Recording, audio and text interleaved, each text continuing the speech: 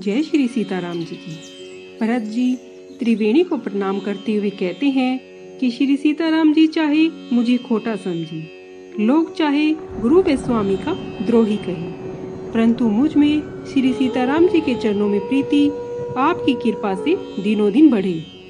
मेघ चाहे चातक की सुधि जन्म भर को भुला दे और जल मांगने पर बिजली गिरावे ओले बरसावे, परंतु चातक की रटना घट जाने से तो उसकी प्रतिष्ठा कम हो जाएगी। उसकी तो प्रेम बढ़ाने में ही सब बादी से भलाई है। जैसे तपाने से सोने पर रंग चढ़ता है, वैसे ही परम प्रिय रामचंद्र जी के चरणों में प्रेम करने से निर्वाह होता है। भरत जी के वचन सुनकर त्रिवेणी के अंदर से आनंद मंगल देने वाली मधुर वाणी हुई।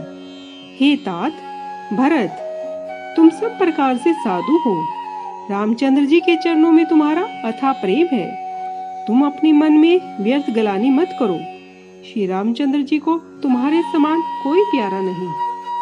त्रिवेणी के अनुकूल वचन सुनकर भरत जी का शरीर पुलकित हो गया, हृदय में आनंद हुआ।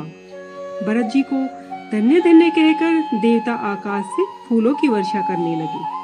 तीर्थराज प्रयाग के निवासी वानप्रस्थ, ब्रह्मचारी, गृहस्थ और सन्यासी 10-5 मिलकर आपस में कहते हैं कि भरत जी का प्रेम और शील सच्चा है।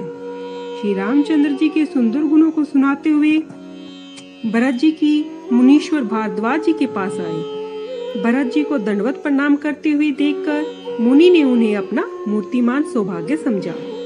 उन्होंने दौड़कर भरत जी को उठाकर अपनी छाती से लगा लिया और आशीर्वाद देकर कृतार्थ किया। फिर आसन दिया। वे सिर निवाकर बैठे, मानो भागकर संकोच के घर में छिपना चाहते हैं। मन में यह बड़ा सोच है कि मुनि कुछ पूछेंगे। ऋषि भरत जी के सील और संकोच को देखकर बोले, हे भरत, सुनो, हमने सब हाल सुन लिया है। विधाता की करतूत पर कुछ वश नहीं चलता। माता की करनी समझकर अपने जी में गलानी मत मानो। हे तात, इसमें कैकेयी का कुछ दोष नहीं है। उसकी बुद्धि सरस्वती बिगाड़ गई थी। यह कहते हुए भी कोई भला नहीं कहेगा, क्योंकि विद्वान लोक और वेद दोनों को ही मानते हैं। हे तात, तुम्हारा निर्मल यश गाकर लोक और वेद दोनों ने बड़ाई ही पाएंगे। लोक और वेद दोनों के मत से सब कहते हैं कि जिसे पिता राज्य दे वही पाता है। राजा सत्य प्रतिज्ञ थे। वे तुम्हें बुलाकर राज्य देते तो सुख मिलता, धर्म रहता और बड़ाई होती। श्री राम जी का वन गमन ही अनर्थ की जड़ है, जिसे सुनकर सब संसार को दुख हुआ। भावी वर्ष बेस समझ रानी भी कुचाल करके अंत में पछताई। उनमें कोई तुम्हारा तनिक भी अपराध बतावे तो वह नीच मूर्ख और दुष्ट है। जो तुम राज्य करते तो भी तुम्हारे दोष ने लगता। रामचंद्र जी को भी सुनकर संतोष होता। हे भरत, अब तुमने बहुत ही भला किया। तुमको ऐसा ही करना उचित था। जगत में श्री रामचंद्र जी के चरणों में प्रेम होना ही संपूर्ण आनंद मंगलों की जड़ है। वे राम जी तुम्हारे धन, जीवन और प्राण हैं। तुम्हारे समान बड़भागी कौन है? हे तात, यह तुम्हारे लिए अचरज की बात नहीं है, क्योंकि तुम दशरथ जी के पुत्र और राम जी के प्यारे भाई हो। हे भरत, सुनो, राम जी के मन में तुम्हारे समान प्रेम बात कोई दूसरा नहीं है।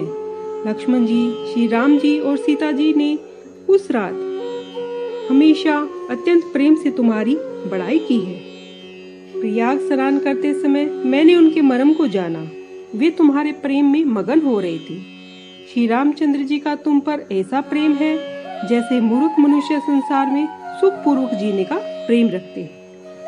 श्री राम जी की यह बहुत ही बड़ाई है, क्योंकि वे शरणागत के कुटुंब का पालन भी करते हैं। हे भरत, मेरा यह मत है कि तुम मानो साक्षात शरीरधारी श्री रामचंद्र जी के स्नेही हो। हे तात, हे भरत, तुम्हारे लिए यह कलंक है और हमारे लिए उपदेश है। कि राम भक्ति रूपी रस की सिद्धि के लिए यह बड़ा ही शुभ हुआ है।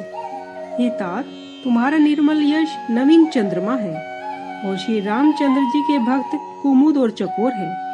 यह चंद्रमा सदैव उदय रहेगा, कभी अस्त नहीं होगा। संसार रूपी आकाश में यह घटेगा नहीं, वरन दिनों दिन दूना बढ़ेगा। त्रिलोक्य रूपी चकवा इस यश रूपी चंद्रमा को देखकर बहुत प्रीति करेगा और प्रभु रामचंद्र जी का प्रताप रूपी सूर्य भी उसकी शोभा को नहीं घटावेगा। यह चंद्रमा रात दिन सब किसी को सुख देने वाला होगा और कैकई का कुकुरम रूपी राहु भी उसे ग्रस्त नहीं कर सकेगा। जय श्री सीताराम जी।